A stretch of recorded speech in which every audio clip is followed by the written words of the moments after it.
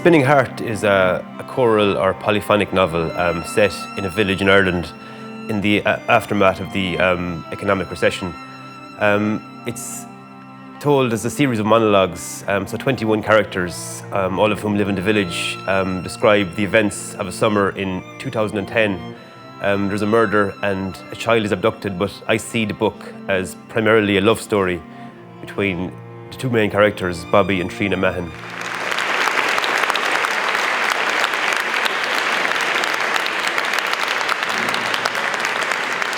Winning the European Union Prize for Literature, it's a fantastic feeling. It shouldn't be the case, but you always feel vindicated when these things happen. It's just such a great thrill. And I think increased exposure hopefully will mean increased sales. From a purely mercantile point of view, because I'm a full-time writer, unfortunately, it's easy to get preoccupied with the level of sales and translation rights being sold, because it's my main income now. Well, it's my only income now is books. So from that point of view, it's great. But really, it just, because your main focus as a writer is on being read, I think. And the more widely I'm read, the better.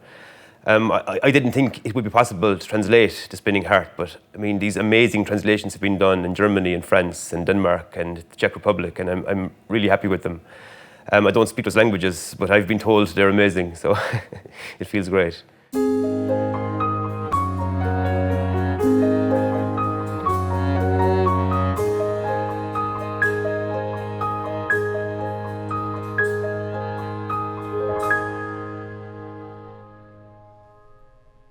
On my way to being a published author, I was rejected dozens of times, but I expected this because I went against all the received wisdom and used the scattergun approach, where I sent manuscripts to pretty much every publisher in Ireland and the UK and America and the whole English-speaking world, fully expecting to be rejected multiply because I thought to myself, I haven't got time to send manuscripts out one by one.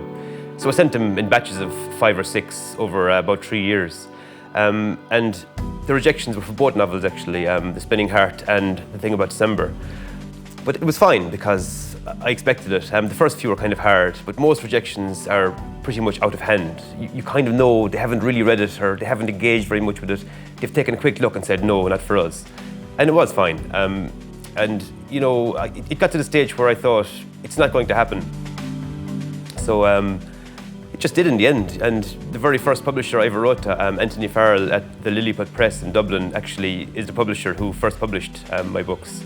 So I can say with pride that the very first publisher I ever asked said yes. It just happens that in the intervening 3 years there were a lot of rejections.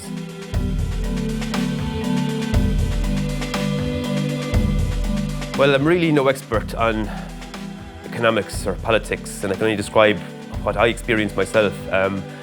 I quit my job a year ago, so the fact that I was able to quit my job and be a full-time writer, I think actually says something about Ireland as it is now. Things are on the up, you know, because real economies only exist in our heads, and the fact that Ireland is being talked up now and there's, you know, people are being positive about it has really caused the fear to kind of subside a bit. And it was fear really that caused things to be so bad for a while, you know. I think things seemed worse than they were, really. I mean, it looks as though things have taken a turn now for the better. I'm sure the people I met day to day, whether it was in work or, you know, in my social life or wherever, influenced me. I think everyone you meet influences your fiction in some way. And because I think that every fictional character you create, you don't really create them. I mean, nothing is created from nothing. I think everyone you meet and speak to, every book you read, every interaction you have in some way kind of compounds and aggregates and becomes these things that you create on the page. So definitely, I mean, but the situation in the book that's described where Bobby Mahan and his colleagues are left bereft, are left high and dry by their employer because he has divested himself of any responsibility for what's happened with the company.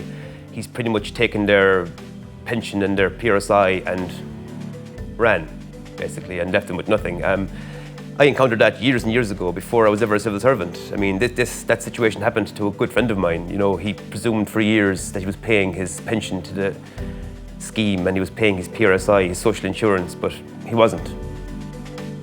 So these things, I mean, the situation that's described in the book has kind of a sickening ubiquity, unfortunately.